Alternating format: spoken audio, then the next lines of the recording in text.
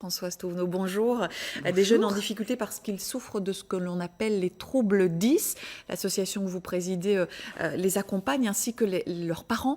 Première question toute simple, Françoise Touvenot, de quoi parle-t-on quand on parle de troubles 10? Alors c'est difficile, d'ailleurs 10 ça veut bien dire difficile, mais il faut bien séparer quand même la difficulté qui est souvent scolaire du trouble, parce que le trouble c'est un trouble de la naissance, on naît avec un trouble 10, on va mourir avec un trouble 10, mais on va apprendre à compenser.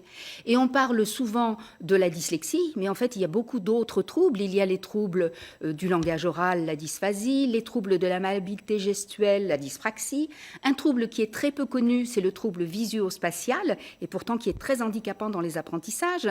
Et il découle aussi d'autres troubles qui vont être des troubles de l'attention, avec ou sans hyperactivité, mais aussi troubles de la logique et des mathématiques, qui est un des troubles qu'on analyse, qu'on soigne depuis peu de temps, et puis des troubles de l'orthographe. Ça va énormément gêner. Et qu'est-ce qui doit alerter les parents ou les enseignants aussi? Alors, il y a déjà un trait commun à tous ces troubles, c'est qu'il n'y a pas de problème d'intelligence, il n'y a pas de déficience de l'intelligence. Ce sont des enfants intelligents. Mais quand à l'école, un enfant travaille vraiment, que ses résultats sont médiocres, qu'il est fatigué rapidement, que ses enseignants disent qu'il est rêveur ou alors qu'il ne tient pas en place, il faut consulter, il faut en parler à son médecin. Alors, pour mesurer, Françoise Touvenot, la détresse dans laquelle se trouve un enfant qui a des troubles de lecture, par exemple, on va prendre un exemple. Regardez cette phrase, on a préparé une petite phrase. De quoi s'agit-il, Françoise Touvenot ? Alors, c'est la phrase que va lire un dyslexique, quelle est la consommation d'essence. Donc, on parle surtout de dyslexie phonologique. C'est vrai que les enfants ont du mal à convertir des syllabes en sons et surtout à acquérir l'automatisme du processus. En plus, vous remarquez que dans cette phrase, l'analyse logique de la parole n'est pas faite. Essence, c'est séparé en deux, ça n'a pas de sens. Et en fait, c'est ça. Jean-Émile Gombert, qui est un chercheur en neurosciences, nous dit ce n'est pas d'assembler des sons, c'est de comprendre le sens de la phrase. Et quand un enfant lit ce type de phrase dans un problème de maths, c'est pas qu'il est nul en mathématiques, c'est qu'il n'a pas compris la consigne. Alors, Françoise Touvenot, la prise en charge pour les enfants 10, elle existe. Il y a des méthodes de rééducation. La réelle difficulté, en classe en tout cas, c'est vraiment l'accompagnement, parce que ces enfants demandent bien sûr une attention particulière. Théoriquement, depuis janvier, ils peuvent bénéficier d'un plan d'accompagnement personnalisé. Ils peuvent en faire la demande auprès de leur établissement scolaire. Ça, c'est la théorie. Dans la pratique, c'est tout autre chose. Alors, dans la pratique, c'est tout autre chose. D'abord parce que ça a été mis en place au 1er septembre et qu'on est encore dans les balbutiements. Et les aménagements pédagogiques pour nos enfants, c'est la compensation indispensable. C'est vraiment ce qu'il faut qu'ils aient à l'école, les aménagements pédagogiques.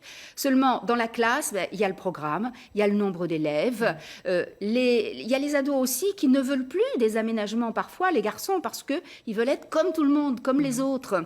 Et puis les enseignants ne sont pas des soignants aussi. Les enseignants ne sont pas des soignants, et même si les aménagements sont décidés avec les enseignants par les parents, il faut aussi que les enseignants soient formés, ils ont besoin de formation. Alors justement, c'est ce que vous demandez ? Nous demandons absolument que les enseignants soient formés, mais dans leur formation initiale, et que les formations continues soient beaucoup plus nombreuses et plus accessibles à tous les enseignants qui le demandent. Parce que ce qui est fait pour nos enfants 10 va servir à tous les enfants.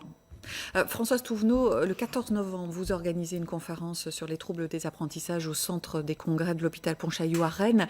À qui s'adresse cette conférence ? Aux Alors, parents ? le titre le dit, c'est-à-dire parents, enseignants, soignants, ensemble pour les aider. Il faut absolument qu'il y ait une réunion de tous les gens qui entourent nos enfants.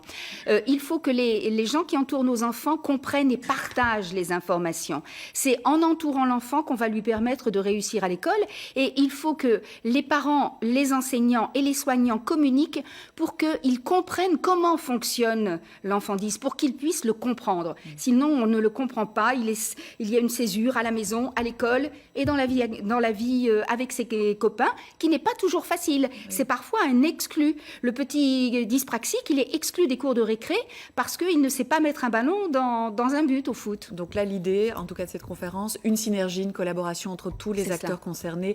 Françoise Touvenot, je rappelle donc cette conférence, le rendez-vous est fixé le samedi 14 novembre à Pontchaillou, à Rennes, donc de 14 à 18h.